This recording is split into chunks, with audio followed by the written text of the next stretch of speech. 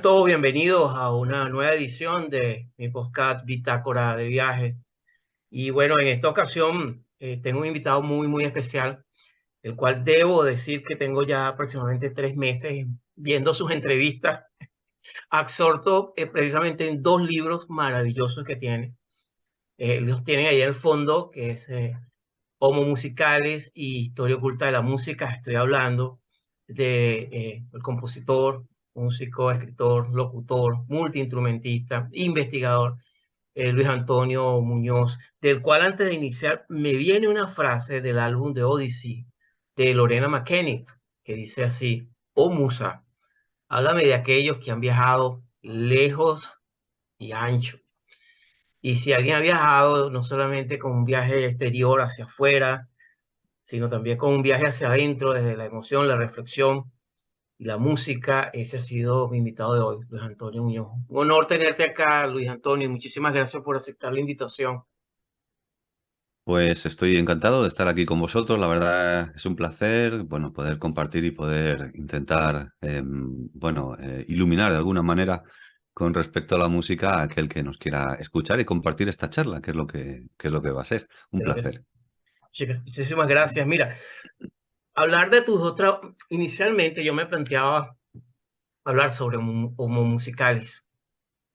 Pues que estoy revisando Homo Musicales, que es una obra maravillosa porque es el mundo, ya hablaremos de eso, te metes en una danza entre lo que es la música con el cerebro. Yo que soy de background médico, o sea, puedo ver la conexión con la neurobiología y las emociones, la neurobiología que produce la música.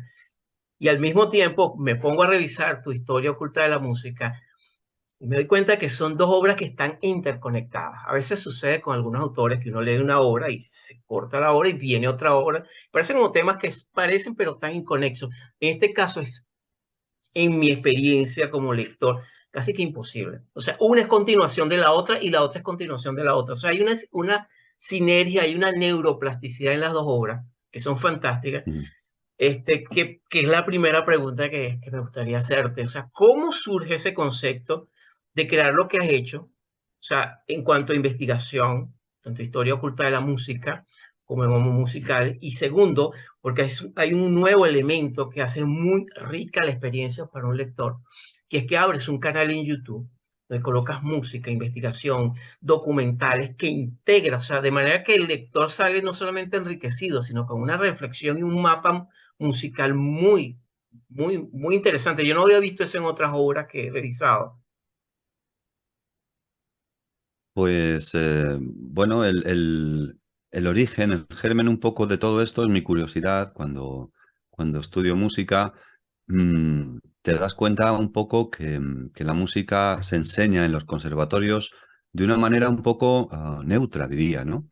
Básicamente, la idea es que los profesores no te hablan de muchas cosas en lo que se refiere a asignaturas como, por ejemplo, historia de la música o formas musicales, análisis, etcétera, ¿no?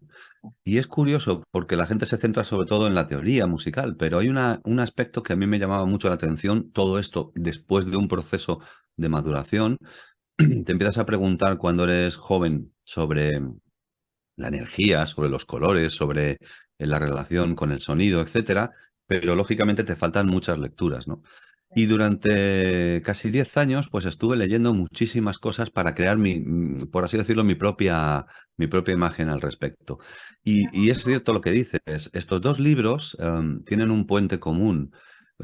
Por un lado es mi escepticismo y mi curiosidad por los temas que trato.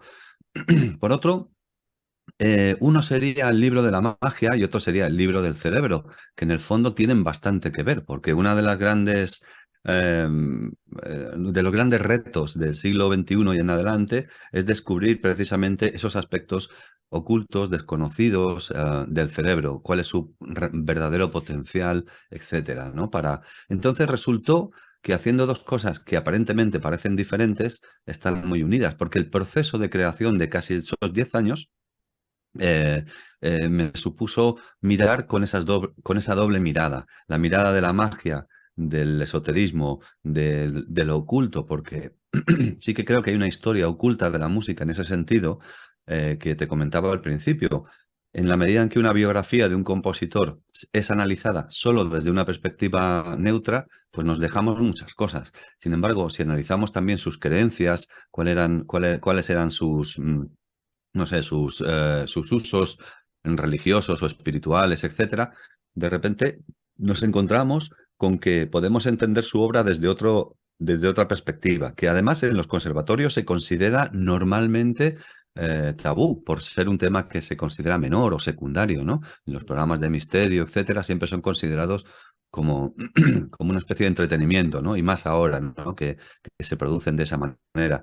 Pero realmente me parecía muy interesante el tema. Y luego la parte del cerebro no lo hice con sobrantes del otro, sino que lo que hice fue organizar los materiales para que estuvieran en un lado o en otro, ser paciente, editar primero el relacionado con la magia y que está en quinta edición ahora, y luego sacar el segundo para añadir esa mirada de la ciencia, pero siempre sin perder ese anclaje con lo curioso, que me parecía interesante.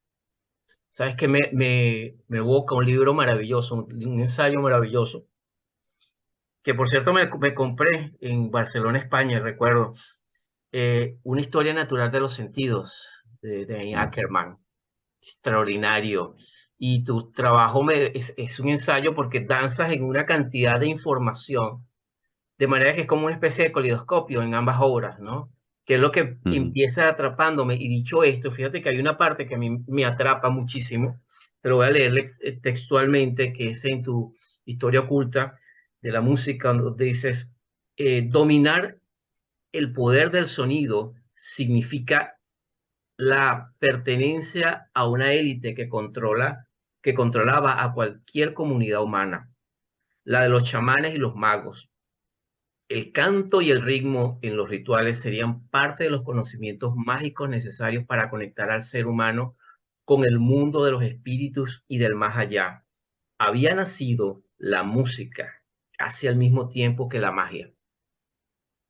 Eso me impacta mucho Sí, porque efectivamente. cuéntame un poco de eso, porque a mí me parece que eso es clave para entender todo eso que has estado trabajando. Efectivamente, la idea es que yo creo que en la vida hay como iluminaciones, ¿no? Y una de ellas es cuando descubres algo que se Mm, convierte de alguna manera en el centro de tu vida. En el caso mío fue darme cuenta, fíjate que yo había estudiado música y no era consciente de lo importante que era la música, en un sentido de construcción humana, de construcción social, de construcción cerebral, en un sentido evolutivo. Quiero decir, es que es imposible concebir al ser humano sin concebir la música. ujú, Dentro, lógicamente, de una camisa más amplia, que es la creación. Porque yo creo que la creación artística en general es algo así como una metáfora que sigue un poco el principio hermético de lo que es arriba es lo que es abajo, ¿no? En este ujú, caso, el ser humano imita a Dios, o a los dioses, o a las diosas, cuando crea algo, ¿no? Porque es algo que sale de la nada. Y de hecho, esto nos llevaría a otro tema muy fascinante, que es lo que está ahora tan en boga, que es la inteligencia artificial, ¿no?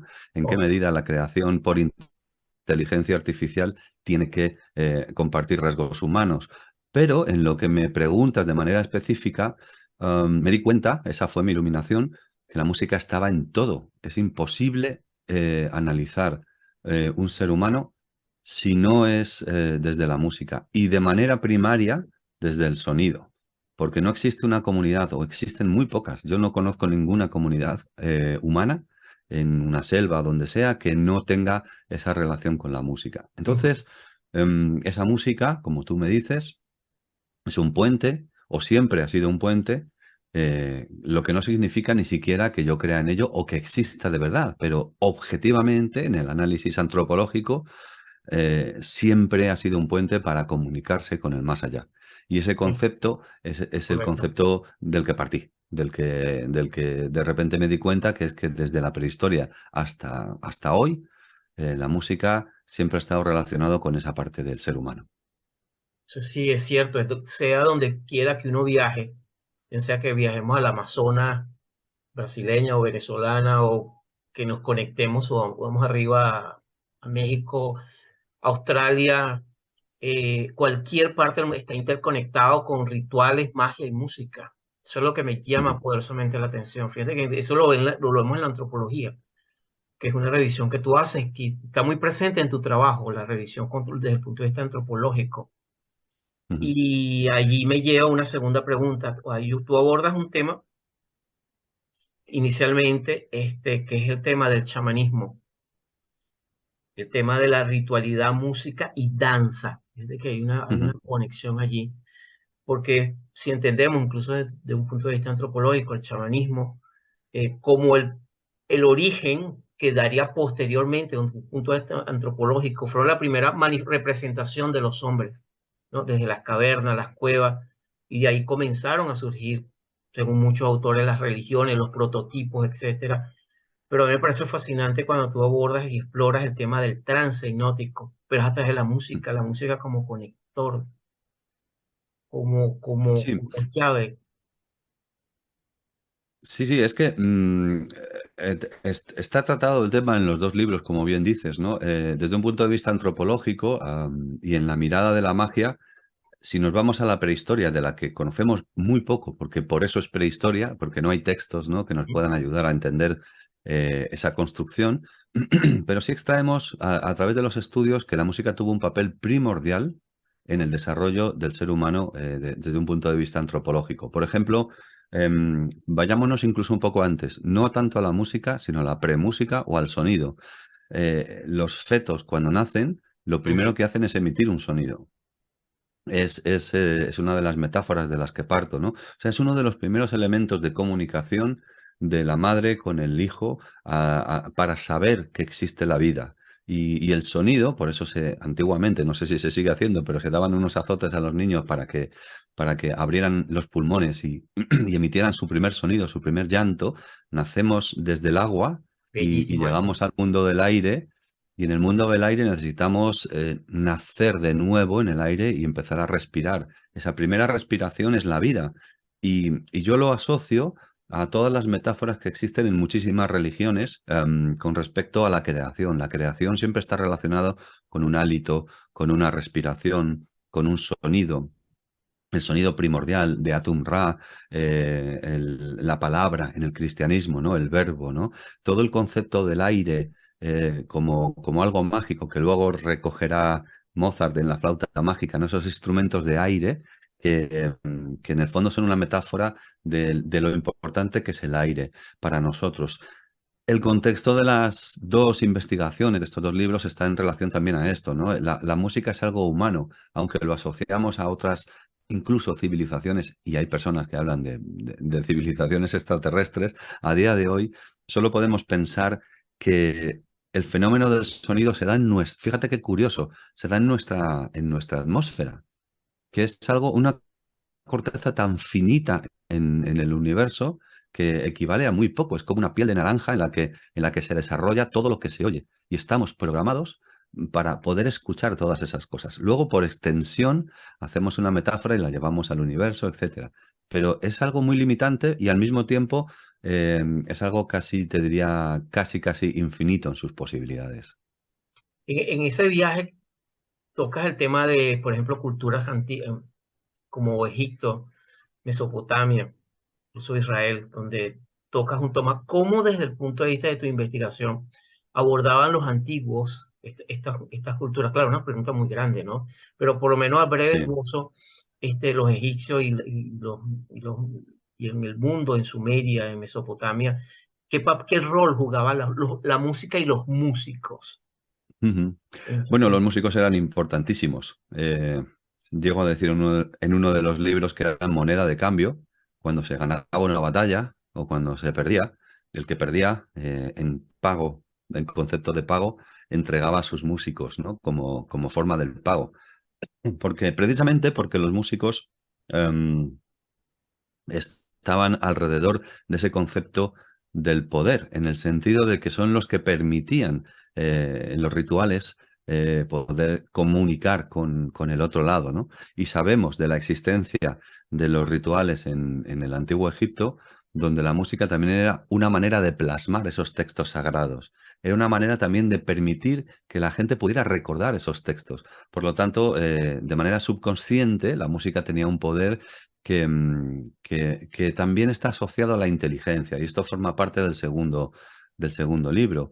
En la medida en que nos hacemos más inteligentes, empezamos a desarrollar unas emociones ya complejas, no básicas, como pueden ser las de los animales, ¿no?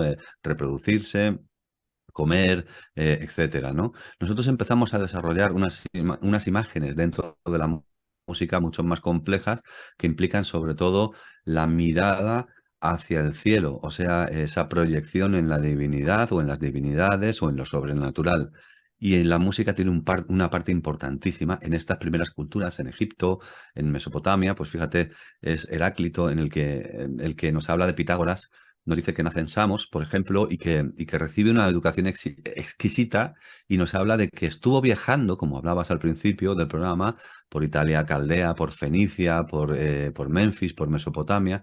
O sea, había una información, y fíjate que Pitágoras llega a Grecia y describe todo un sistema en el cual la música es importante, hasta el punto de que hasta el siglo XVIII prácticamente todos los músicos eran de alguna manera neoplatónicos o pitagóricos.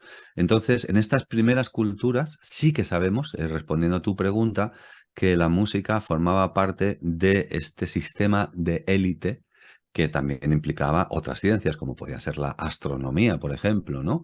Y interactuaban mucho. Esta especie de búsqueda no era un adorno, sino de conexión a través de la música en los rituales.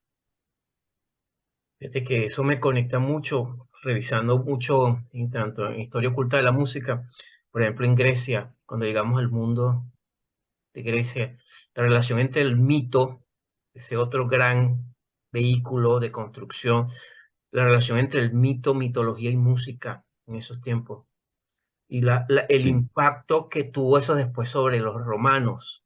¿Podrías comentarnos un poco eso, Luis Antonio, Sí, de tu a ver, investigación? en general nosotros miramos casi todo lo que ocurre desde la mirada, llamémosle occidental, o sea, desde la mirada europea, que tiene una proyección en Estados Unidos, en Latinoamérica, pero sabemos muy poco del mundo por ejemplo, de Asia, ¿no?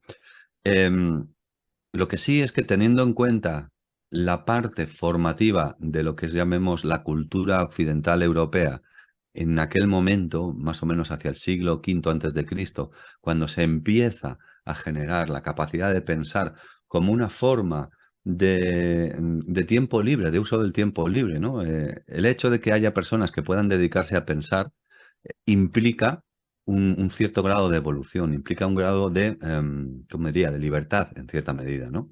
Entonces, el mundo griego lo que hace es recibir a través de figuras como las de Pitágoras, de la que no está muy claro si existió o fue una escuela realmente, o hubo un germen y luego se desarrolló, pero sí, esta forma de pensamiento, llamémosle filosófico, se multiplicó tomando como germen precisamente el mundo que provenía de Asia, lo que era el Medio Oriente actual, Irak, o sea, donde empieza de alguna manera la humanidad, donde se considera a día de hoy más o menos que empieza la civilización en Irak, Mesopotamia, etcétera. Y todo ese conocimiento a través de la Biblioteca de Alejandría y de todos los viajeros que se atrevían a viajar en aquella época, recala en Grecia, tiene que ver con este sistema de pensamiento complejo, y luego los romanos lo único que hacen es replicarlo y añadir poco más. Los romanos lo que hacían muy bien era la guerra. Y esta guerra sí que es verdad que se vio evolucionada a través de una necesidad del uso de los sonidos y de la música como forma evolucionada de combate. Entonces, diría que desde el punto de vista intelectual, los romanos, salvo, bueno, casos muy concretos, ¿no? Pero aportan poco a lo que era el pensamiento griego, lo que hacen es sencillamente seguir evolucionando hasta que aparece el cristianismo y surgirán otras corrientes, ¿no? Pero en ese punto aportan poco, salvo en el concepto de la guerra. Lo que sí es importante es entender eso, que Grecia no solo fue Grecia, allí no surge espontáneamente el pensamiento, sino que viene de toda una serie de corrientes que provienen de Eurasia, de Asia y del Medio Oriente.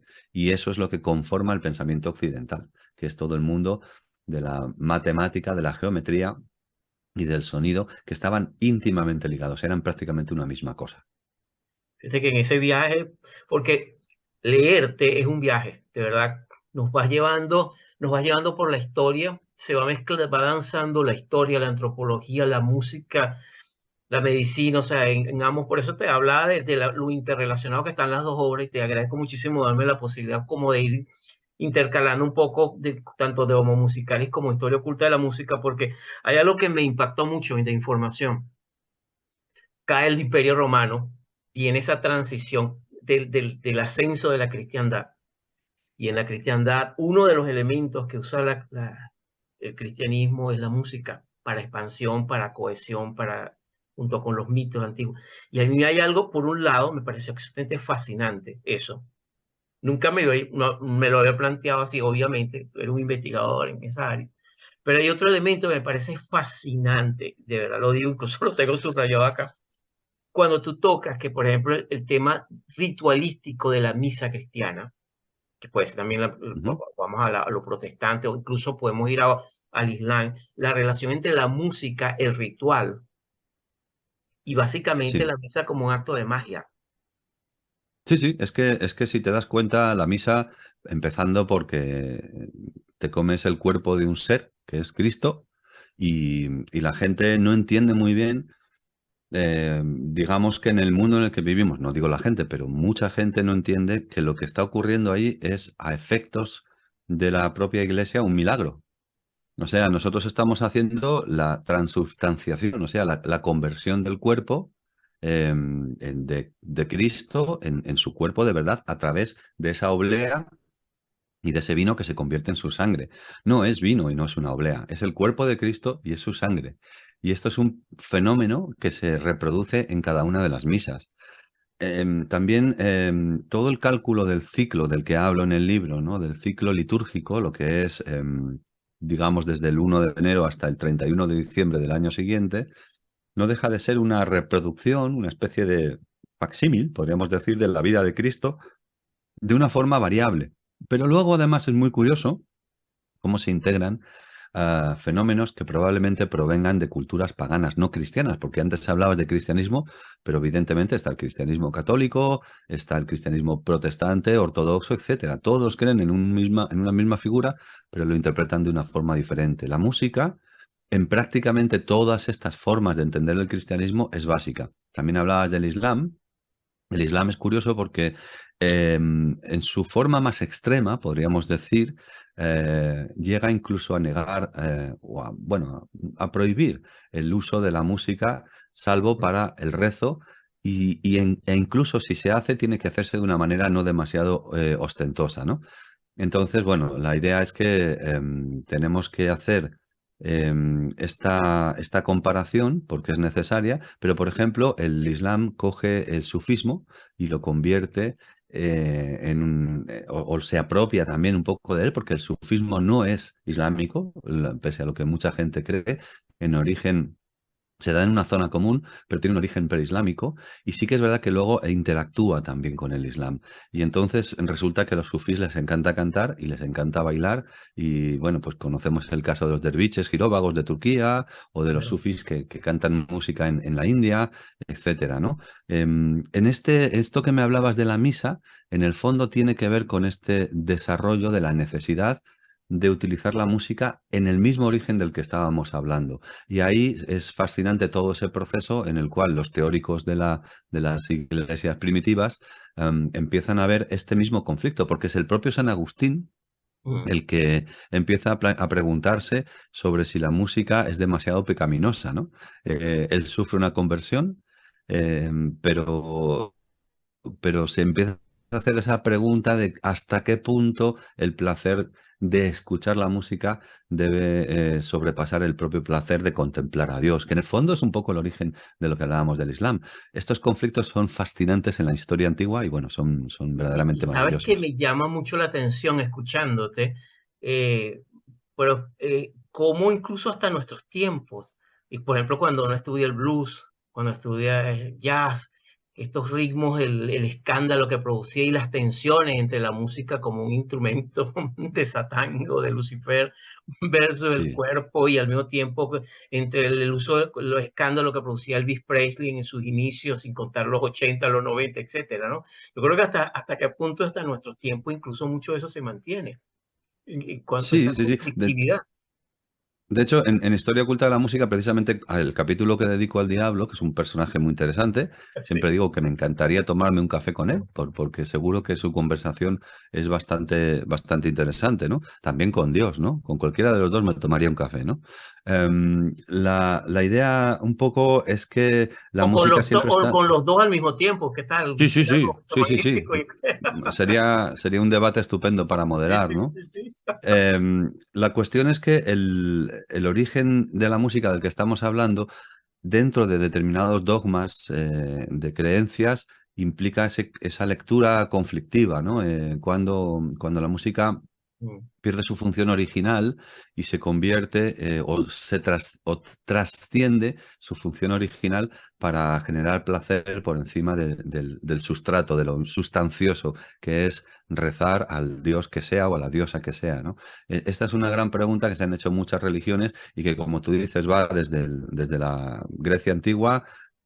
Prácticamente te diría que en todos los sistemas de creencias llega un momento donde la música genera ese conflicto. Y luego más adelante, cuando ya nos quitamos estas religiones, pero nos quedamos con lo mejor o con lo peor, tú hablas del blues, pero yo hablo incluso de los procesos inquisitoriales. O sea, se les preguntaba a las personas que eran, acusadas de brujería o de satanismo si tocaban algún instrumento musical, o incluso si habían visto al diablo y si el diablo tocaba algún instrumento musical. Y claro, como estos testimonios se sacaban bajo tortura, pues resulta que al final el demonio tocaba, si estaba en España tocaba la guitarra, si estaba en Alemania tocaba el violín, y si estaba, pues no sé, en Australia, pues probablemente hubiera tocado un didgeridoo. Eh, Sí, sí, sí. claro, el demonio siempre se expresaba con los instrumentos del lugar donde se estaba torturando a las personas, ¿no? Es una relación muy importante porque efectivamente surge de ese conflicto. Hay una parte fascinante cuando tocas la llegada de la Edad Media. Y dices, hablas de la producción no solamente de rituales, la riqueza de la música. Aparecen los trovadores, el amor trovador, la Ujú. poesía, y aparece todo esa, cómo se va, y sobre todo tocas el tema de la danza de la muerte. Me recordó mucho esta canción de Iron Maiden, de la danza de la muerte, de Dance of the Dead, ¿no? Que tiene cierta Sí. reminiscencia a la guitarra inicialmente de, de los guitarristas de la banda. Y me pregunto Ujú. yo, particularmente, cómo fue el papel de la música, el papel de la música como difusora de leyendas, de conexión incluso con el mundo de los celtas, del mundo de lo pagano, en plena Edad Ujú. Media. Sí. ¿Hubo alguna conexión? ¿Qué pasó allí? Bueno, en la Edad Media, pese a lo que muchos quieran pensar y decir y sentir, pasaron muchísimas cosas. Le llamamos la Edad Oscura y para mí es todo lo contrario. O sea, es Mm, una edad de luz. Lo único que pasaba es que era oscura para los que en aquel momento no tenían libros, que eran muchos, ¿no? Entonces, es importante tener en cuenta que sí que hay un material que tiene que ver con todo lo que comentas. Hubo un trasvase de información, por ejemplo, del mundo celta del que hablas, o llamémosle del norte de Europa.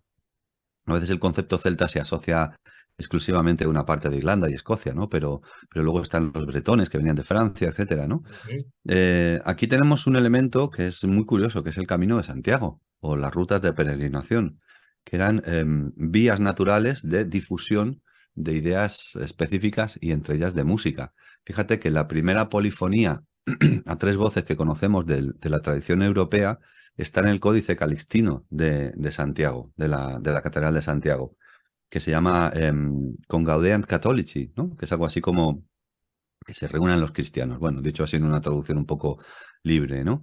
Y es alguien que se atrevió a coger dos melodías que estaban escritas a dos voces y las convirtió uniendo las partes comunes que tenían en una pieza a tres. Bueno, este proceso tan complejo surge precisamente por esa influencia de esta ruta, que en origen el Camino de Santiago era una ruta celta, porque todos los druidas hacían esa ruta de peregrinación no solamente por lo que llamamos el camino francés, sino que iban por mar o que iban, cada uno salía de su casa, dicho así, y llegaban a ver un proceso mágico.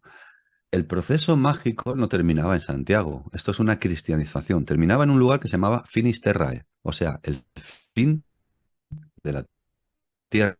En Galicia es Finisterre, que hay otro Finisterre también, por cierto, en la costa de Francia, me parece, o en Inglaterra, no recuerdo ahora mismo. Interesante. Pero, claro, es curioso porque el axis mundi, el eje del mundo, era la línea en la que se organizaban muchísimos elementos dentro del mundo medieval, que era la salida del sol en el este y la puesta del sol en el oeste. El este, la salida del sol, estaba relacionado con Apolo, y Apolo, el dios apolíneo, es una versión previa de lo que será lo crístico, de Cristo, el sol naciente.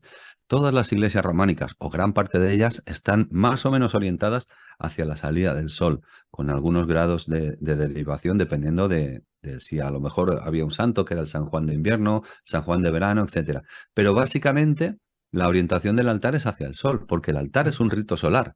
Y aquí unimos con lo que hablabas de la misa. El sol debe bañar en la misa la hostia, el cuerpo de Cristo, y es el rayo del sol el que produce ese fenómeno milagroso cuando se baña. Por eso todas las iglesias antiguamente tenían el altar mirando hacia la salida del sol, no miraban hacia el público, dicho así. Ahora mismo las iglesias miran todas hacia la audiencia. Es un acto teatral. Pero antiguamente el cura hacía los ritos de espaldas y el público estaba de espaldas. Todo el mundo miraba de frente al sol. Ese axis mundi del que hablas es la línea entre Oriente y Occidente. Y cuando la gente hacía el Camino de Santiago y los druidas iban a ver morir el sol, era precisamente ese acto mágico. ¿Qué más mágico que irte a la costa y ver cómo el mar se tragaba el sol todos los días y salía por el lado contrario? Imagínate, es prácticamente la misma explicación que se hacía antaño con el Egipto antiguo, que Mm. era el sol moría y pasaba por el mundo de los muertos, siguiendo su juicio como las almas, y luego volvía a renacer otra vez. Es el dios solar que tiene tanta importancia en todas las culturas, visto desde Egipto, visto desde Cristo, etcétera. Y ese fenómeno implicó que la música pudiera transmitirse porque vinieron bretones, vinieron gascones, vinieron irlandeses, escoceses, ingleses, y todos llegaban a ver ese fenómeno mágico que era la muerte del sol. En esa misma dirección, yo quería preguntarte, hay un insight que tengo cuando yo veo tus dos libros allí, es la analogía del hemisferio izquierdo y el hemisferio derecho.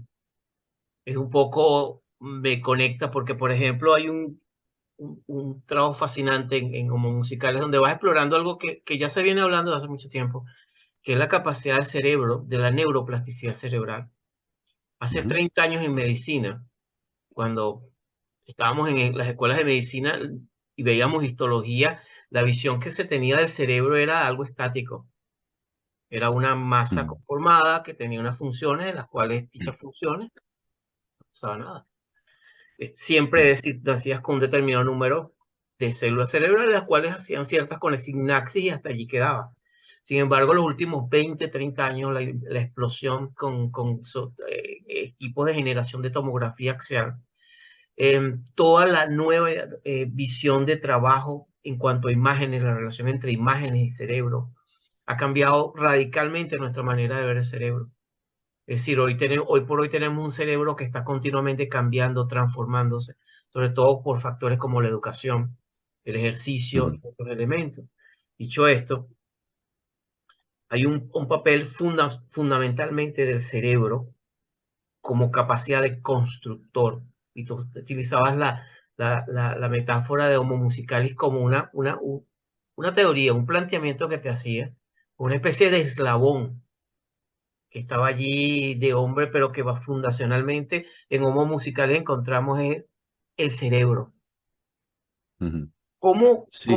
¿Cómo te planteaste esa idea de empezar a conectarte tú como músico con este mundo de todo lo que es la parte de la neurología del cerebro, de la neurociencia? Ujú. Sí, fíjate, esto tiene que ver, más o menos es un proceso similar al que le pudo pasar a Alexander, que es bueno, el que creó el método, la técnica Alexander, que lo que hizo fue darse cuenta que no sabía nada. Es algo muy socrático, ¿no? O sea, que él tenía problemas con la voz y de repente no sabía cómo funcionaba su voz. no era consciente de cómo funcionaba. Sí que tenía una imagen que él se había creado y unos errores que él había añadido porque nadie le había explicado nada. Sencillamente solo lo hacía por naturaleza. A mí me pasó algo un poco, salvando las distancias, parecido, ¿no? Y es que te das cuenta que la música, con todo este mundo mágico del que estamos hablando, en el segundo libro, en Homo Musicalis, yo mi planteamiento es en qué medida la música, como dices, no tanto el cerebro, sino la música, podía ser ese eslabón perdido entre lo que llamamos animalidad y humanidad. O sea, Ujú. en qué medida la música, nosotros podemos ser lo que somos gracias a que hemos desarrollado dentro de nuestra capacidad creativa esa inteligencia creativa y de manera específica la inteligencia musical. Por eso me hago esas preguntas. ¿En qué medida los animales que hacen música son aquellos que consideramos más inteligentes, ¿no? Otra cosa es que los animales, por conductas repetitivas, puedan hacer algo que nosotros Mm. pensemos que es música, pero no lo es. Por eso pongo ejemplos como estas orquestas de elefantes que no dejan de ser animales entrenados, como podría ocurrir en un circo. Pero sí que hay unos animales que tienen una sensibilidad a la música especial y que da la casualidad o curiosidad de que son los que consideramos más inteligentes, como puede ser el delfín, por ejemplo, ¿no? El elefante también lo es por su memoria, pero es una cuestión de tamaño relativo entre el tamaño de lo que es el cerebro y la totalidad del cuerpo. Y los que se acercan más, aparte de los primates, eh, genéticamente, por ejemplo, hay moscas que se acercan mucho al ser humano, ¿no? Y el cerdo también, ¿no? Ujú. Pero llamamos inteligencia pues a una serie de factores que de repente implican una socialización, el trabajar en determinados grupos o manadas, etcétera, etcétera, ¿no? Incluso, fíjate que suena duro, en la posibilidad de hacer la guerra o de incluso generar violencia de manera gratuita. Esta es una de las lecturas que aparecen en el libro de la que podemos hablar después. Pero Claro. vaya, la animalidad, cuando empiezo a hacer música, hablamos de los delfines, hablamos de las ballenas jorobadas, hablamos de una serie de animales o los gibones, por ejemplo, de Siamán, que, que utilizan el sonido en formas premusicales como una dinámica de interacción con el medio, bien por temas territoriales, bien por temas de reproducción sexual, etcétera. Y ese es el enlace el que a mí me interesaba desde la perspectiva del cerebro, en qué medida nosotros hemos creado esas hipercapacidades y eso nos ha posicionado en eso que llamamos la pirámide de la evolución, que para algunos es involución, porque bueno, pues somos seres humanos capaces de lo mejor y de lo peor, ¿no? Pero la música para mí sí que tuvo un papel importante en ese desarrollo. Hay algo muy interesante.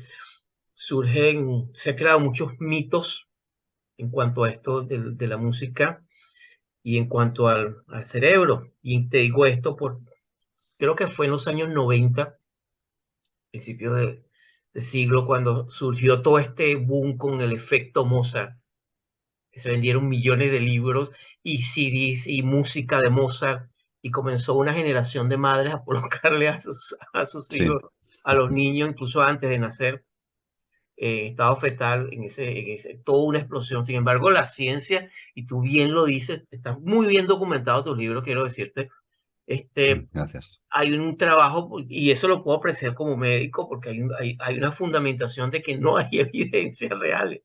Sin Sí, embargo, sin embargo, hay gente todavía que tiene esa idea de que pues, el- la música de Mozart, si se lo colocas, por ejemplo, una mujer que está embarazada de una semana o 2 semanas o 3 semanas de gestación, eso va a tener una influencia sobre el ser que está coincidiendo. ¿Cómo llegaste a ujú. eso? ¿Cómo llegaste a todas esas pistas? Porque es acucioso llegar allí. Sí, sí, la cosa es que hay algo que me caracteriza que es mi curiosidad en general, ¿no? Intento preguntarme, quizás a lo mejor es porque no soy una persona que tenga llamémosle unas creencias, unas concretas, sino que quiero tener todas. O sea, me gustaría creer en todo para no creer en nada y así al mismo tiempo ser más libre, ¿no? A mí me interesa la libertad de pensamiento, por lo menos la mía.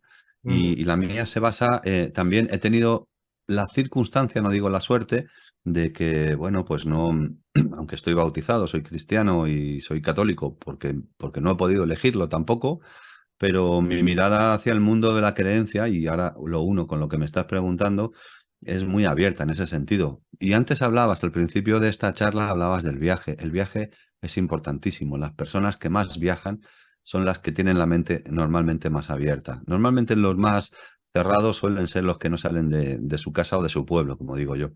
Entonces, esos viajes, todo ese contenido me ha hecho un poco tener esa mirada que tiene que ver un poco, pues un poco con lo que me estás preguntando, cómo accedo a esta información. Ujú. Básicamente es intentar pensar que nada es cierto, para que las cosas que sean ciertas se vayan manifestando por sí mismas, ¿no? Y eso te hace leer y buscar una doble vuelta de las afirmaciones, porque además hoy en día en la sociedad de la información y del Big Data, ah, todo el mundo tenemos una tendencia a creernos sobre todo lo que nos interesa, ¿no? Entonces, en el caso del efecto Mozart del que me preguntas, es una cosa muy curiosa porque tiene que ver con la inocuidad de la administración, ¿no? O sea, tiene un poco que ver también con el concepto del efecto placebo del que también hablo, ¿no? Porque ese es un Ujú. capítulo en el que intento posicionar un poco aunque le meto, como decimos en España, le meto caña un poco al tema de las pseudoterapias, no porque todas las pseudoterapias estén mal, sino porque su efectividad debería estar comprobada de alguna manera científicamente. Otra cosa, científicamente en un sentido estadístico, me refiero, porque si yo te digo que si yo me pongo el dedo aquí, todos los que me están viendo ahora se van a sentir bien, pues a lo mejor hay 10 personas que sí se sienten bien, pero no significa que la relación causa-efecto sea esa, sino que cada uno tenemos ese punto de referencia. Con el efecto Mozart lo que ocurrió como realmente escuchar a Mozart podríamos decir que es inocuo, o sea, a nadie le va a sentar mal escuchar Mozart. Pero yo pongo un ejemplo, y es que hay personas que estuvieron en campos de concentración en Alemania, en el que, bueno, pues en los que se utilizaba la música clásica casi como una forma de tortura, o se convertía en una forma de tortura. Por lo tanto, para esas personas, a lo mejor Mozart no es algo que les traiga un buen recuerdo, ni es algo Exactamente. beneficioso, más bien todo lo contrario. Entonces, esto que ocurrió fue una circunstancia que es verdad que hubo un primer estudio, pero no era un estudio científico, era más bien, llamémosle, un experimento en el que se tomaron una serie de datos que implicaban que los alumnos de una escuela que tenían o que escuchaban la música de Mozart tenían mejores resultados en pruebas que tenían que ver con, llamémosle, con la relación espacial. Nada, espacial en cuanto al espacio, a lo que es volumétrico, etcétera. Nada más que eso. Pero esto se convirtió en un fenómeno casi editorial, en el cual lo que tú dices, la música de Mozart se utilizaba para ponerlo a los fetos, se regalaban CDs de los niños que nacían, etcétera, etcétera. Y ahí yo intento integrar el concepto científico como forma de completar esto. Los Ujú. bebés que tienen 2 meses no escuchan como un ser Claro, humano, claro. no tienen formado el oído como un ser humano, tienen una especie de Biológicamente hablando, gelatina. sí. Correcto. Claro, entonces podemos darle un componente mágico si queremos, somos libres de hacer cualquier cosa, pero físicamente el bebé no puede escuchar. Y entonces yo abro puertas para pensar cosas que pueden ser interesantes, como que efectivamente, si una mamá escucha Mozart o cualquier cosa que le guste, no solo Mozart, mientras está gestando un bebé, generará una química de placer, de serotonina, de hormonas que están relacionadas con la felicidad también, endorfinas, que implican una conexión química con ese bebé que igual que se está alimentando de los alimentos biológicos de la madre, se está alimentando también de sus emociones. Entonces, Exactamente. Sí, sí, esta sí. es la cuestión, esto es lo que yo planteo, que aunque a lo mejor no hay ninguna base científica, sí puede haber una serie de consecuencias que sean casuales, pero que previenen la posibilidad de una mejoría de un bebé que ha nacido con una música tranquila o relajada o sencillamente que a la madre le hace feliz. Esa es la idea. Sabes que, que obviamente hoy tenemos un real puente desde un punto de vista científico para entender la neurobiología de las emociones. Es decir, Ujú, la emoción tiene una cuando hablamos de emoción, no solamente estamos hablando desde un punto de vista psicológico o simbólico o mm, cognitivo, sino que es que la emoción, por ejemplo, la rabia, la alegría, tiene un viaje neurobioquímico que viaja a través de nuestro torrente sanguíneo, se integra con nuestro cerebro, etcétera, etcétera. Entonces, obviamente, no es difícil de, plantearse que, bueno, ¿cuál es la diferencia? Un niño que nace, por ejemplo, con black thrash metal o un niño que nace con una música Vivaldi, por ejemplo, que en ese, Sí. porque más allá de cualquier cosa hay un trabajo en el cual sí está bien sustentado, que es que la música tiene efectos sobre nuestro sistema Sí, pero nervioso. fíjate lo que comentas, yo te voy a poner, siempre me gusta crear dobleces de los conceptos, ¿no? Que es muy Ujú. interesante lo que dices. Imagínate que un niño, un bebé, niño o niña, nacen, perdona, No, no, adelante. decía, perdón. Sí, pero es muy interesante lo que dices, pero me gusta crear dobleces de las cosas. Entonces, imagínate que un niño nace en un ambiente de thrash metal, pero a la madre le hace muy feliz escuchar thrash metal. Y Ujú. otro niño nace escuchando Mozart, pero la madre es una mujer que estuvo en un campo de concentración escuchando Mozart todo el día. Sí. Obviamente no se va a hacer un estudio científico así, pero es de lo que estamos hablando. ¿En qué medida esa asociación está relacionada con esas rutas bioquímicas, podríamos decir, que existen entre la madre y el feto, ¿no? Y, Con lo cual, lo más fácil es decir, el thrash metal es malo, es, llamémosle feo, objetivamente, o es difícil, o es duro de escuchar, o lo que sea, por lo tanto es dañino. No, no es tan fácil. Depende de todos estos factores. Por supuesto, hay una cuestión incómoda, ¿no? O sea, si tú pones a un niño en un ambiente muy frío, pues se resfriará, etcétera, ¿no? Pues la música también tiene esos conceptos, ¿no?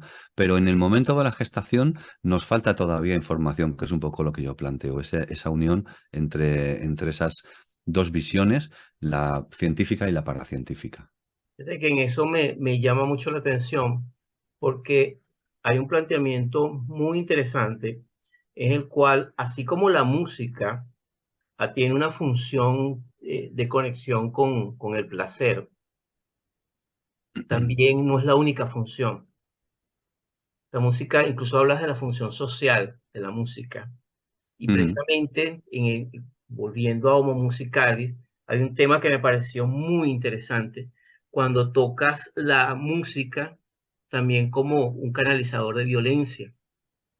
ujú.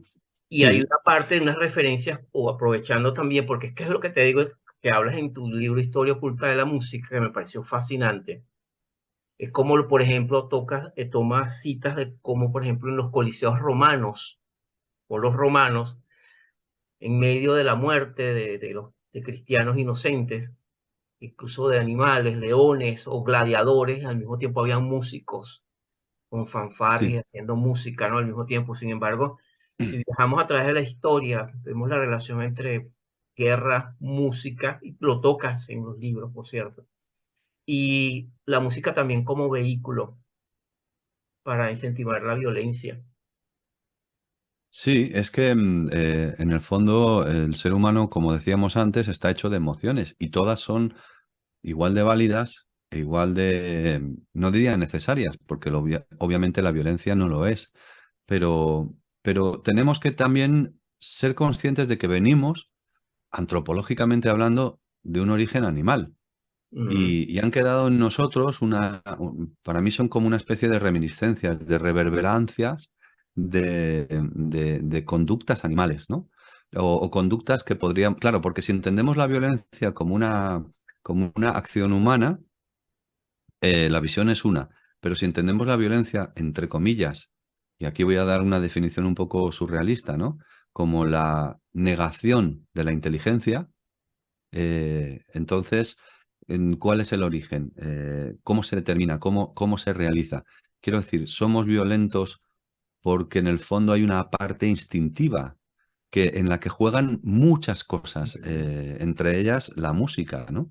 Los griegos hablaban de que determinadas melodías podían ponerte nervioso, pero esos nervios, esa actitud acelerada, de hecho hay una de las anécdotas que cuento que tiene que ver con una historia antigua, tradicional, que decía pues, que un médico músico se acercó a una persona que estaba alterada y tocó una melodía y cambió su forma de ser, ¿no? Claro, esto es en base precisamente a lo que tú estabas comentando antes, en base a una semiótica asociada, a un concepto estético asociado a lo que es bueno y a lo que es malo. Estos griegos decían, si tú tocas una melodía de la zona de no sé dónde, pues resulta que como estos son muy guerreros, pues tú te vas a convertir en guerrero, ¿no? Era una especie como de relación alopática entre la música y sus efectos, ¿no? Pero claro, el sistema griego musical es muy complejo y los europeos del siglo XXI no lo conocen. Por lo tanto, nadie ha hecho ninguna investigación ni se han aplicado esos conceptos. De lo que estamos hablando es de esa lógica de la música que surge con la propia semiótica musical. Mira, te pongo un ejemplo. No sé si escuchas el teclado. ¿Escuchas el piano? Sí. ¿Vale? Esto es un acorde mayor. No se escucha, Para no mucha se gente. escucha mucho, no se escucha. Vale, perdona, voy a ver si puedo ponerlo un poco más alto y te lo acerco al micrófono. A ver, un momento. ¿Lo escuchas ahora? Ahora sí. Sí, vale, gracias, disculpa. No, no, Mira, pues.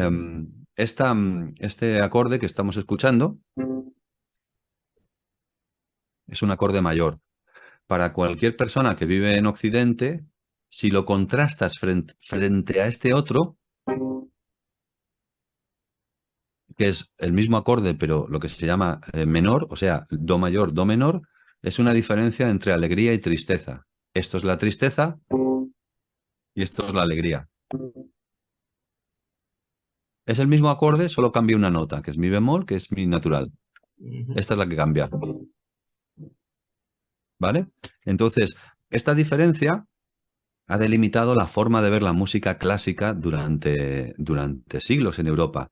Si tocas una música que está en una tonalidad menor, por ejemplo, pues nos va a parecer triste, ¿no? El caso, por ejemplo, pues no sé, yo qué sé.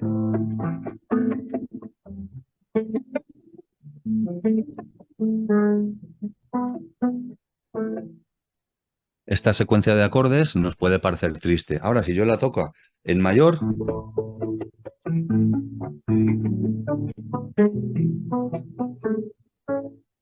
de repente la asocio a un concepto como de alegría o de algo vivo.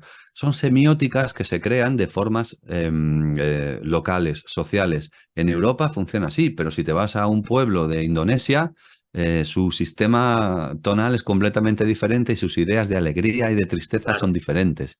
Y esta es la asociación que tiene que ver con lo que tú me preguntabas de la violencia, porque la música en determinados entornos ha podido ser utilizada como forma, como disparador, como gatillo de estados de ánimo y de emociones. Y ahí es un mundo muy complejo. Por un lado, en estas celebraciones romanas, la música también tenía que estar articulada. Me imagino que cuando estuvieran a punto de llegar a matar a una persona, pues los timbaleros que estuvieran allí o los metales que estuvieran tocando, tocarían de una manera diferente a cuando estaban empezando el espectáculo, entre comillas, ¿no? claro. Entonces, esas semióticas son específicas de cada lugar. Y es un estudio el que he tratado de hacer para analizar esa relación entre música y violencia eh, por determinadas historias a lo largo de, bueno, pues prácticamente de toda la historia. Toda la historia.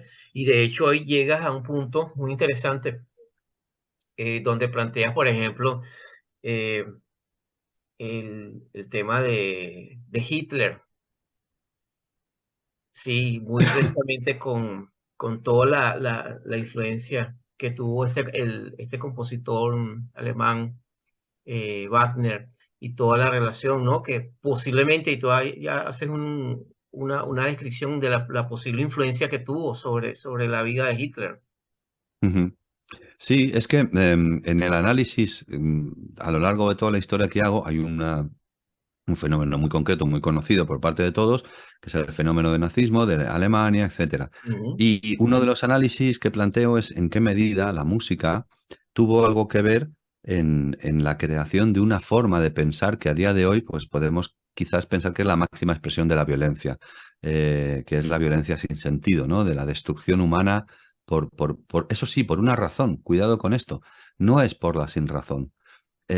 Hitler, aunque no estemos de acuerdo, tenía una razón y tenía un objetivo. Claro, Esta es una cuestión que es importante, ¿no? Porque no es. Otra cosa es que se hiciera o que la humanidad llegue a hacer cosas desprovistas de ese punto racional. Pero el objetivo de Hitler, que yo analizo en el libro de manera puntual, es que resulta que era un apasionado de Wagner. Y Wagner era importante tanto para él como para un compañero suyo en un libro de juventud.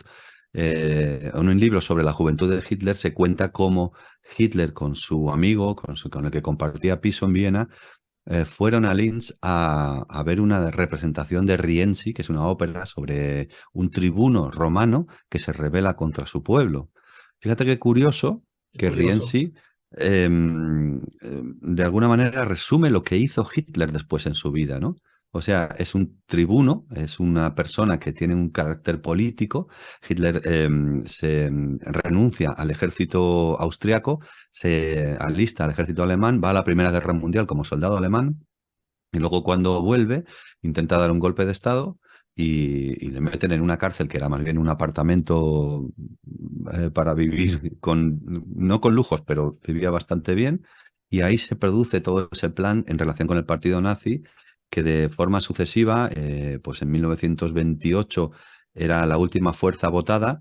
En 1930 ya están los cuartos y en 1933 ganan por mayoría absoluta, teniendo en cuenta el contexto y el panorama político. Bueno, Hitler, Rienzi, le va a dar como una posible idea de cuál va a ser su modelo. Y si nos fijamos en el modelo del ejército alemán, es puramente romano, esencialmente romano.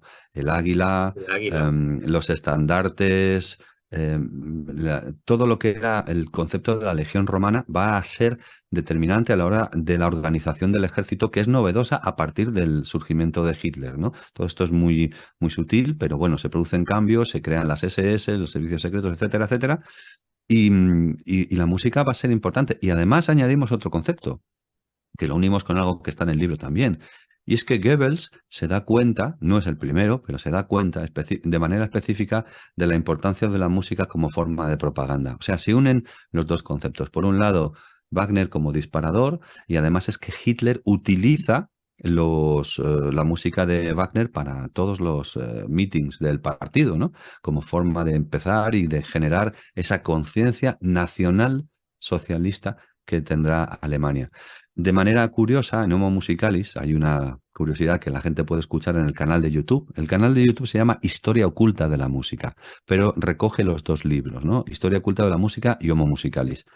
Ahí se puede escuchar precisamente algo muy curioso, que es una composición de Hitler, porque Hitler resulta que en su etapa de juventud, fíjate si estaba interesado por la música, que tenía un proyecto para componer una ópera con su amigo y la ópera se iba a llamar Wieland el Herrero y era una historia que parece ser que Wagner había desechado en la antigüedad y un día el compañero de Hitler, que era músico, resulta que llega al apartamento y se encuentra Hitler sentado al piano componiendo una obertura para esta ópera. Ese manuscrito se ha conservado y yo he conseguido poderlo visualizar de tal manera que he podido hacer una versión editada mía propia y la he grabado para que la gente pueda escuchar esa música que escuchó, o sea, Es que una compuso primicia el propio. mundial, Luis Antonio. Es una primicia mundial ese trabajo que hiciste.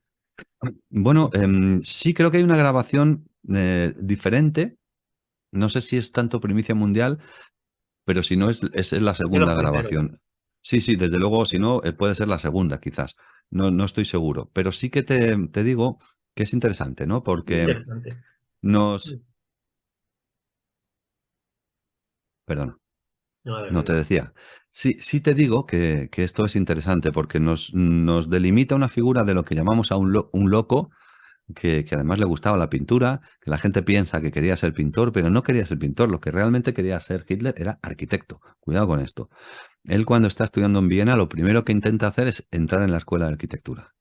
Y como no tenía algo parecido a lo que sería el high school, le dicen que intente entrar en Bellas Artes. Por eso intenta entrar dos veces en Bellas Artes y no le cogen, maldita la suerte, Qué porque si lo broma. hubieran cogido Lo habría siento cambiado más. la historia de la Claro. humanidad. Y entonces, bueno, pues a partir de ahí, si te das cuenta, uno de los personajes más importantes en la figura de Hitler es su arquitecto, que es Albert Speer, con el que crea toda una remodelación que él había concebido en la cabeza en sus paseos por Viena cuando era un joven. Luego desaparece, deja pagados unos meses el apartamento que compartía y finalmente vuelve a aparecer ya como canciller. Y su amigo se lo encuentra y bueno, le ofrece dirigir una orquesta. Es una historia muy curiosa, la de este Hitler Muy joven interesante en eso. relación con la música. Y fíjate que Wagner me llama la atención porque tú haces un viaje y haces un... Además, quiero decir que las referencias, todo lo que tú estás planteando tiene referencias, referencias muy bien sustentadas. Y que eso es algo muy interesante porque los dos libros, para mí es un solo trabajo como lector, Ujú, y que es como estar, mi experiencia como lector lo que me deja es como estar tener conciencia de mi hemisferio izquierdo, derecho, que uno ujú, pasa y por eso me parece perfecto eso que hiciste, o sea, de colocar ambos, porque es algo así. Tú pasas de un libro al otro y todo está interrelacionado, junto con todo el canal que es Historia Oculta de la Música, que yo recomiendo que miren, es porque cada capítulo tiene música que uno va explorando de acuerdo. Es un trabajo ujú, enorme de investigación.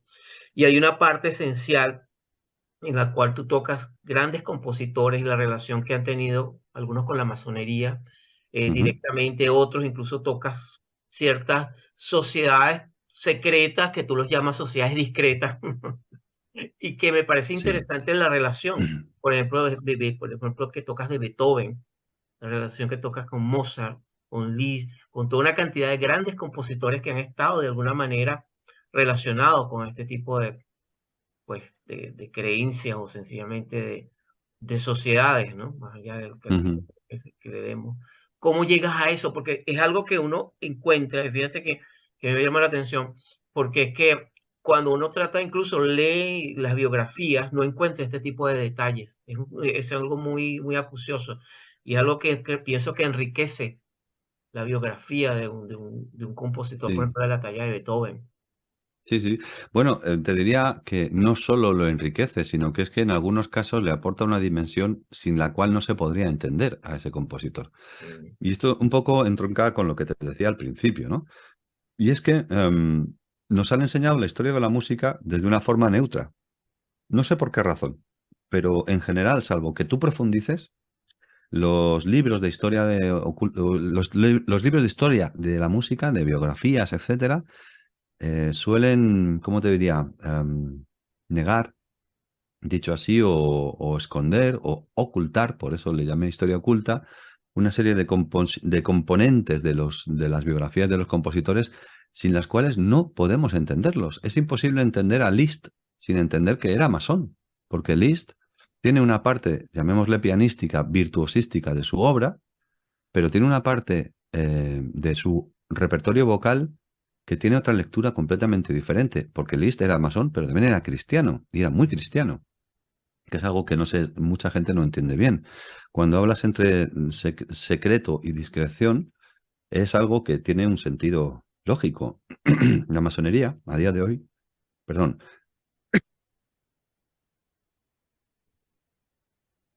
retomo con Liszt, ¿vale? sí, sí.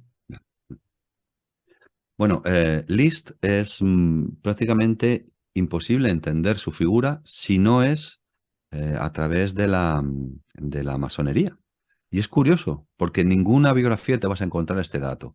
Lo que ocurre es que tiene una parte de su repertorio que es la virtuosística para piano, pero tiene una parte de su música vocal que es esencialmente religiosa, muy espiritual y que responde, por un lado, a su visión cristiana de la vida, pero por otro lado también a su creencia en la masonería.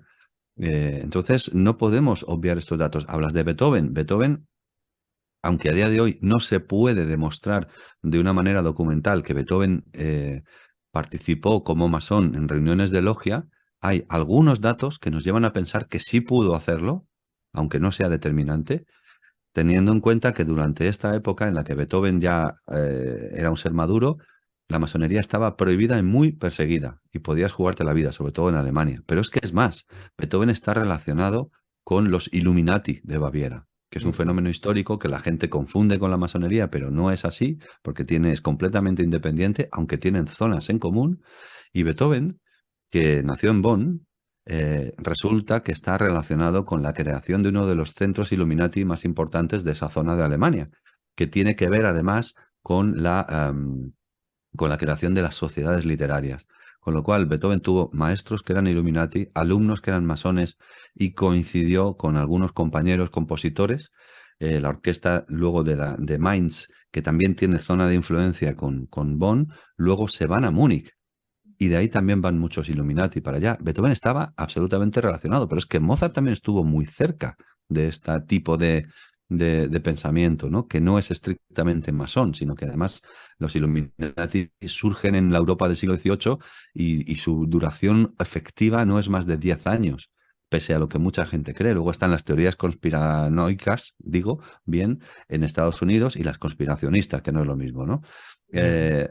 Eh, todo esto engloba una manera de leer las biografías, ¿no? Pero el mundo del jazz en Estados Unidos, por ejemplo, Louis Armstrong, casi con toda seguridad, se piensa que era un masón activo. Pero es que tenemos a Duke Ellington, em, Oscar Peterson también, Lionel Hampton, el vibrafonista. O sea, hay una serie de, fíjate además, todos negros que de alguna manera van a establecer una historia de la masonería y la música en Estados Unidos a través de una logia que es la Prince Hall, que es una logia especializada, podríamos decir, en negros, donde se permitía un espacio de libertad que en la propia sociedad no se permitía, ¿no?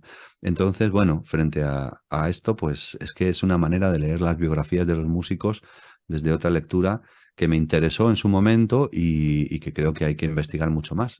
Aquí en España tenemos un trabajo muy importante porque Franco, que fue este dictador que tuvimos tantos años, pues se dedicó a perseguir sin razón alguna a la masonería durante muchísimos años, creando un tribunal específico y perseguía la masonería porque en el fondo era una forma de perseguir un pensamiento libre, un pensamiento liberal que por supuesto con sus defectos, porque no deja de ser un producto humano, pero que permitía ese pensamiento libre. Y eso no gusta en las dictaduras, claro. Eso me pregunto en el caso, fíjate qué interesante lo del jazz, en el caso del blues, ¿no?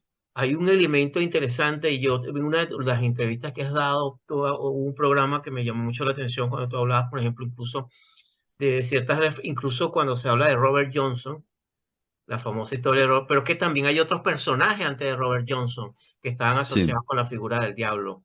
Ujú. Sí, sí, sí, es que el diablo está ahí siempre, precisamente uniendo con lo que estábamos hablando anteriormente, ¿no? El concepto de esa frontera de la música entre lo divino y lo pecaminoso. Gran parte de la historia de la música tiene que ver con la lectura de que la música forma parte de una emanación divina, es una expresión de su armonía, es una idea que vamos a encontrar en muchísimos tratados teóricos, etcétera. Y la otra visión es la de que la música, frente a una especie de Dios silencioso, es algo pecaminoso y que tiene que ver con sentir demasiado placer. Aquí hay historias que tienen que ver con Robert Johnson, como dices, y con las miradas de esas historias legendarias, porque no dejan de ser historias legendarias. Es algo que ocurre después, más adelante. Cuanto más relación tiene una música con el diablo, más discos vende. Por lo Sí, tanto, es más interesante utilizarle de alguna manera o de otra, ¿no? Pero sí. fíjate qué asociaciones tan curiosas. Hay un personaje del que no hemos hablado que tiene que ver con la Edad Media, que es una mujer, que es Hildegarda de Bingen, que era una mística, pues algo parecido a Santa Teresa, ¿no? En España, que en el siglo XII tenía un grado de independencia absolutamente brutal, ¿no? Y una mujer muy evolucionada, muy inteligente y muy especial. Bueno, ella compone una de las primeras óperas que se conoce en la historia de la música, que se llama, no es una ópera en sí, porque no tiene ese formato, pero era un drama religioso litúrgico que se llama El Orden de las Virtudes, Ordo Virtutum. Y en ese orden, que lo hizo con las monjas que estaban en su monasterio, todas cantaban de alguna manera o de otra, y la historia, el argumento es cómo las entidades angelicales pueden tirar de ese alma y llevárselo consigo para evitar la tentación de irse con el diablo. ¿Sabes quién hacía de diablo? El cura del convento. Y el cura del convento, que parece ser que no cantaba muy bien, pues resulta que con una especie de metáfora, Hildegarda le hizo que hablara, no que cantara. O sea, su manera de engatusar, de, como decimos en España, de tratar de llevarse al alma consigo, ¿no? Era a través de la palabra, pero no del canto. Entonces resulta que el concepto del canto estaba tan asociado a lo divino que implicaba, por contraposición, que el demonio no debía cantar, porque si cantara también estaría utilizando la misma sustancia divina, ¿no? Y ese contraste, fíjate qué inteligente fue Hildegarda, lo utilizó para acusar al obispo de Mainz, de Maguncia, que la quería, bueno, la quería prácticamente, casi te diría, enjuiciar, porque había enterrado a una persona en su convento que estaba excomulgada y eso era pecado. Y entonces prohibió a sus monjas cantar. Y dijo que no, bueno, cantar y hablar prácticamente, ¿no? Lo convirtió en un convento. Y ella, para defenderse, fíjate que utilizó este argumento. Dijo, a ver si va a ser que usted, señor obispo de Maguncia, está siendo influenciado por el demonio, porque me está diciendo a mí que no cante y como no puedo cantar, no puedo adorar a Dios. Y claro, acusar a alguien de estar poseído con el demonio era más o menos llevarle directamente al tribunal de la Inquisición. Así que Hildegarda fue muy lista y utilizó esto. Y este componente legendario de relación entre sonido y silencio o sonido y sonido demoníaco, fíjate que llega hasta el siglo XX a través de estas leyendas de las que tú me hablabas. del trabajo que me llamó mucho la atención y eso ya está más en historia oculta de la música. Y un personaje que ha sido, me parece que muy interesante, como hay personajes a través de la historia que de alguna manera yo los llamo personajes conectores, porque conectan no solamente con una generación, por ejemplo, el caso de Alex Crowley, Ujú, Crowley, eh, la conexión, por ejemplo, entre eso y la música, específicamente al rock, que abarca diferentes bandas a través de la historia del rock, pero que al mismo tiempo cuando uno va y revisa, por ejemplo, la historia de Bram Stoker con Drácula, ve la conexión de este personaje con otros personajes de la época, y todo se va, pareciera que es como una especie de árbol conector, de raíces allí a mí me llama mucho la atención ese hilo conector. Sin embargo, quería preguntarte, ¿cuál ha sido la influencia de tu propia investigación, por ejemplo, de este personaje, con respecto a la ujú. relación del rock? Toca un caso específico, como por ejemplo con Led Zeppelin y todo Sí. Jimmy Page la fascinación, por ejemplo, pero no solamente a Jimmy Page, por ejemplo, yo tuve la posibilidad de escuchar una conferencia que dio Bruce Springsteen, perdón, no, Ujú. Bruce Dickinson, el cantante de Iron Maiden, que es un tipo muy Claro, interesante y que es historiador, y claro. que tiene todo un estudio dedicado. Me llama la atención, por ejemplo, con Crowley. ¿Qué crees tú que se deba a eso? Soy los conectores con este personaje.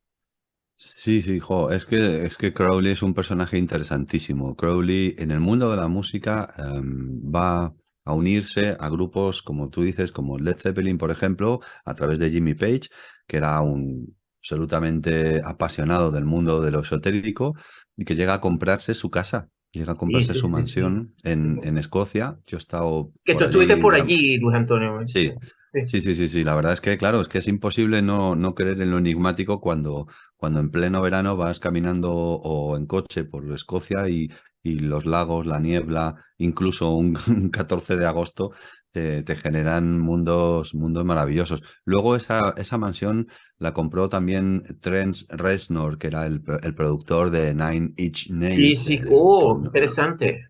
también compró esa mansión y estuvo grabando discos allí, ¿no? Claro, Crowley es un personaje que engloba estos grupos que te acabo de decir, también Bruce Dickinson de Iron Maiden. No solo es historiador, sino que además está interesado en la egiptología.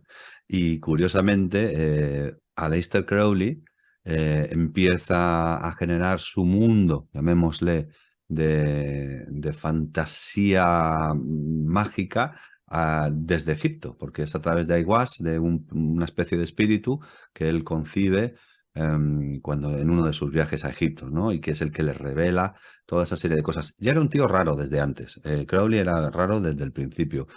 Una persona como mínimo bisexual, probablemente, si no por decir homosexual, pero como mínimo bisexual, para la cual el sexo en ese primer periodo de formación era importantísimo porque era un tabú. porque venía de una familia de religiosos que pertenecían a una especie de secta, y esto sí que era una secta llamada los Hermanos de Plymouth, que eran muy estrictos, y Crowley, en vez de seguir el camino del río, lo que hizo fue ir a contracorriente y era un personaje muy curioso, desde historias que tiene de matar gatos, etcétera, hasta, bueno, pues una de sus primeras publicaciones que se llamaba White Stains, que es manchas blancas, y esas manchas blancas eran las de su semen en el manuscrito, ¿no? Que eran las copias que vendía. Bueno, cosas bastante bizarras, pero nadie sabe de Crowley que era, o bueno, muy poca gente sabe de Crowley que era un aficionado tremendo al ajedrez, por ejemplo. Era un grandísimo ajedrecista, pero prácticamente genial. Y luego además le encantaba la montaña, era montañero y cuando los demás escalaban por un camino y se iban por un lado, Crowley se iba siempre solo por el otro y llegaba antes que los demás a la cima. O sea, un personaje muy, muy curioso que además tiene, entre otras cosas, un récord batido de ascenso a una montaña con una de las expediciones que hizo, porque era un personaje también muy viajado, ¿no?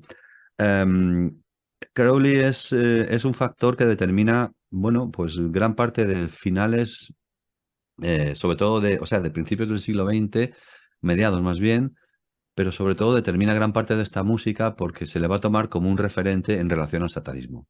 La figura de Crowley, a través de lo que forma en Italia, se crea una especie como de lugar para una serie de rituales, que es la abadía de Telema, que va a aparecer en canciones también después de Marilyn Manson, etcétera, citada, o del propio Ozzy Osbourne.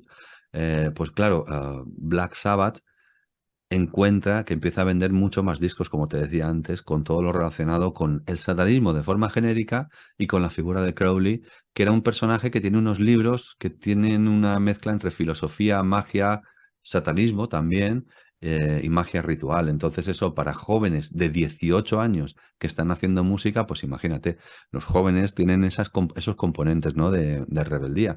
Entonces se produjo esa asociación y se dio el fenómeno editorial que hizo que esos discos vendieran más que los demás. Y por lo tanto se creó ese caldo de cultivo.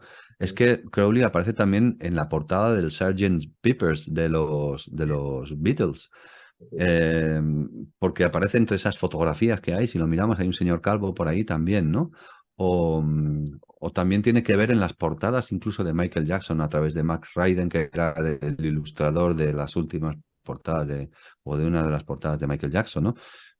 Es un personaje crucial. No sabemos que hiciera música, pero sí una de sus mujeres, Escarlata, que era esa especie de damas referentes que para él eran como una especie de creación de magia sexual. Era una violinista que utilizaba los rituales que hacía Crowley en su casa y en distintas mansiones y en distintos lugares, la música también. Wow, eso es muy interesante. Ujú. Y hay una parte que sobre la relación, por ejemplo, de Led Zeppelin y las letras de Led Zeppelin, no solamente Mm. las letras, la filosofía de una banda como Led Zeppelin, ¿no? Sobre todo los muy jóvenes que a lo mejor no conocen Led Zeppelin, una banda legendaria, que es una de esas bases fundacionales para lo que es la música, sobre todo el rock, porque ha sido como una generación tras generación, ¿no? Que ha ido evolucionando y que se ha ido transformando la música. Pero eso me pareció un bien Sí, interesante. sí, a ver, el caso de Led Zeppelin es muy curioso, también hablo de él. Led Zeppelin tiene unos juicios por, por decir que las letras las utilizaban al revés y que ponían cosas al revés, ¿no? En sus discos. Hay un capítulo de Homo Musicalis en el cual hablo de una curiosidad que me contó una anécdota un amigo, ¿no? Y es que en un estudio de grabación ellos estaban poniendo una cinta al revés, porque estaban rebobinándola realmente, ¿no? Para poder poner a grabar la siguiente sesión. Y de repente, en esa especie de, cuando se pone una cinta magnética analógica al revés, suena todo pues como, no se entiende nada, ¿no? Y de repente se entiende la frase soy Dios. Y entonces, claro, mi amigo, pues con los que estaban allí, pues un poco como que sintieron un poco de miedo, ¿no? Como diciendo, ¿y esto de dónde ha salido? Claro, esto tiene una explicación. Es que soy Dios. Si le das la vuelta, suena también soy Dios, exactamente igual.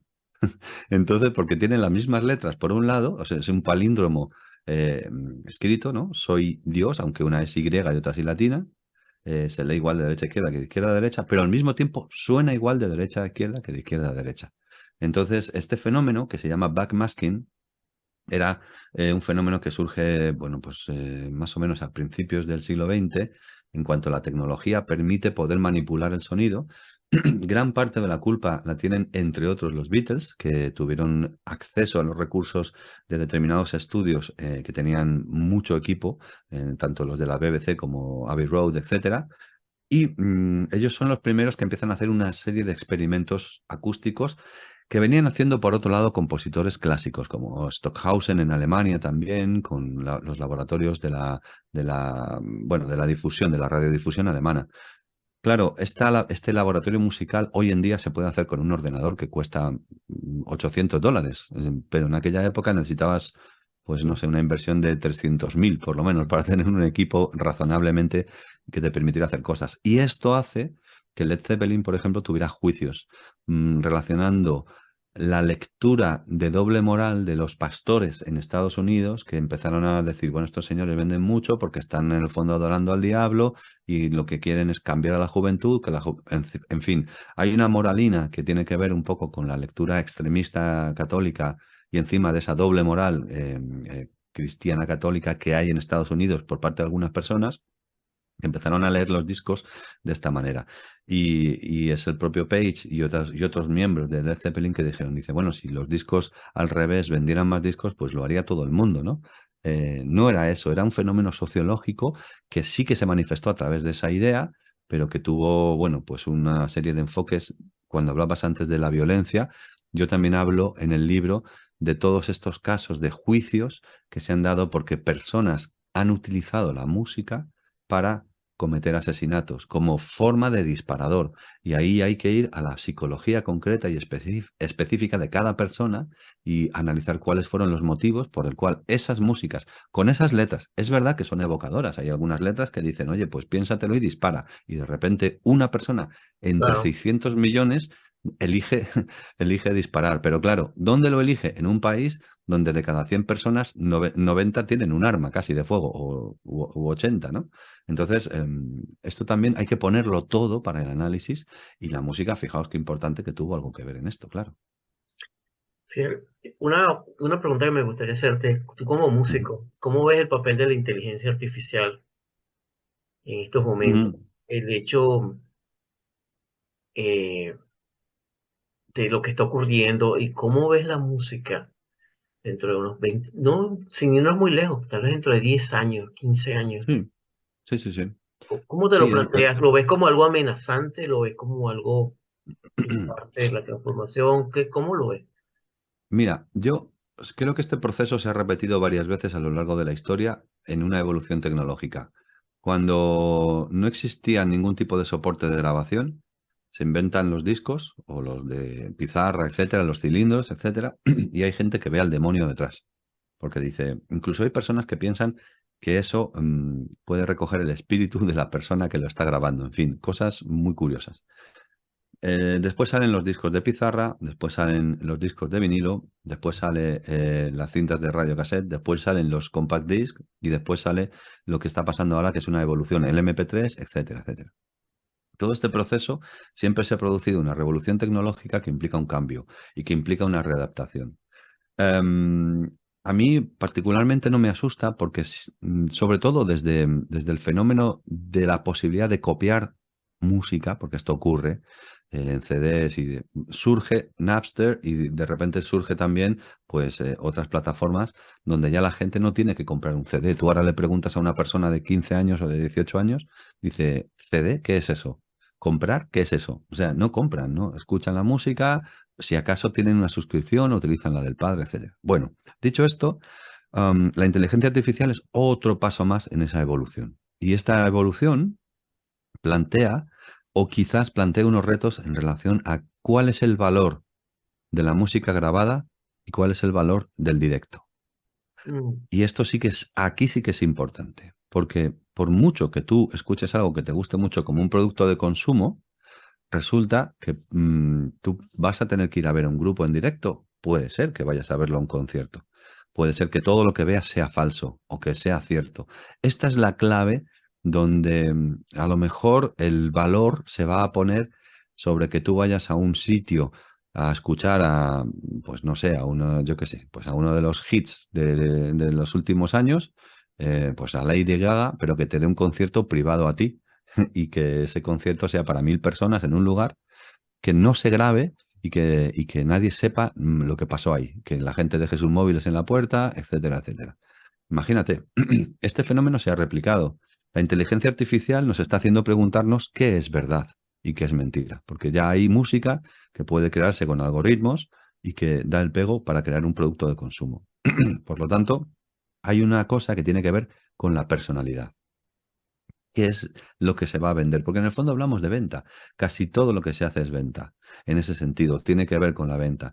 Y la inteligencia artificial va a interactuar. Si tú, como productor, haces una canción con inteligencia artificial, ya no la componen músicos, a la gente le da igual, porque es un producto de consumo. Es como, tú sabes algo del cocinero que hace una hamburguesa en una de estas hamburgueserías famosas, Mac no sé cuántos, o Burger no sé cuántos, pues no. No sabes nada de ese cocinero, de su vida, no tiene personalidad, es un producto que consumes. Sin embargo, si decimos Paul Bocuse, sí sabemos que es uno de los mejores cocineros que tuvo un restaurante en París y que creó una escuela. En esa divergencia es donde está. Imaginemos que las hamburguesas de estas cadenas de restaurantes son en cierta medida una inteligencia artificial, ¿no? Porque es que, ¿quién te dice que dentro de 10 años esas hamburguesas no las va a hacer un robot? Que es Mm, perfectamente fácil, coger un trozo de perfectamente. carne, ponerlo ahí, no sé qué, pum, pum, un trozo de lechuga, pa, y ya está. Y tú te la vas a comer igual. Ese es el concepto, ¿no? Yo voy más o menos por esa idea. No me asusta, lo que sí es que va a redefinir un poco todo el mercado de lo que va a ser el valor del directo y de la humanidad. A lo mejor eso le da más importancia a la humanidad. Otra cosa es que los ordenadores, como decía o predecía Asimov, si no se le ponen unas reglas, puedan llegar a dominarnos de aquí a 150 años. Eso sí bueno, no me preocuparía porque seguramente no lo voy a ver, pero me preocuparía por los que estén en ese Claro. momento. ¿Algún proyecto en mente, un nuevo trabajo? ¿Estás escribiendo algo? ¿Estás ahorita en una visión que, sin que nos Sí, tengas que decir por más o develar sí, mayores sí. cosas, pero hay en tu cabeza, porque lo que estás escribiendo es muy interesante, Luis Antonio? Pues te agradezco mucho tus palabras. Bueno, estoy con dos proyectos, ¿no? Hay una posibilidad de, esto sí lo puedo contar, de que exista una segunda parte de Historia Oculta de la Música, en el sentido de que me dejé muchos temas y en la investigación que voy haciendo mientras hago mis secciones de radio, etcétera, van surgiendo nuevos temas, ¿no? Eso por un lado. Tengo también una investigación específica sobre Beethoven también, que probablemente pueda publicar. Y actualmente estoy trabajando en una novela que tiene que ver con España, con el mundo de la monarquía y con el mundo de la música durante el barroco. Es un campo completamente a priori diferente, pero que me está aportando muchísima información muy interesante, ¿no? Y además es una de las épocas de España más desconocidas, ¿no? Que es en la primera mitad del siglo XVIII. Y, y bueno, ahí estoy investigando y escribiendo. Así que es probable que esta novela salga publicada por mi editorial, por la Esfera de los Libros, en más o menos a mediados del año que viene. Muy, muy interesante. Muchísimas gracias, Luis Antonio, por tu tiempo. Ha sido de verdad un viaje. Nos ha llevado viajando por la historia y es fascinante. Y yo les invito de verdad de que revisen y lean y sobre todo disfruten. Esos dos libros son 10 años de trabajo o más. Es una vida de trabajo. Es una vida de trabajo y realmente es una manera de ampliar nuestro mapa sobre la música y conectarnos pienso que con nuestra humanidad. La música de Ujú, verdad es algo sublime y que danza entre la ciencia y la magia. No veo división, pero ujú. una danza maravillosamente sinérgica. Muchísimas gracias. Muchas gracias, Félix. Un saludo a todos los oyentes y videntes de este canal y a todos los que puedan escucharnos. Y gracias por tus palabras. Y bueno, pues nada, recopilar y recordar nada más que cualquiera que quiera puede escuchar todos los ejemplos y los vídeos en el canal Historia Oculta de la Música. Y bueno, pues que ha sido un placer estar con vosotros aquí compartiendo este espacio y este tiempo mágicamente en el eje Madrid. o España, Y Australia, que es maravilloso. Madrid-Sydney, el eje Madrid-Sydney. Estás en Sydney, pues en Madrid, Sydney. Es maravilloso y a ver si podemos hacerlo físico y en cualquiera de las circunstancias Estás estamos cordialmente invitado cuando pases por estos lados. Bueno, ya acá tienes un amigo. en distancias astronómicas, estamos a un tiro de piedra, o sea que perfecto. Está perfecto. Un En placer. conexión contigo. Y muchas gracias. Gracias.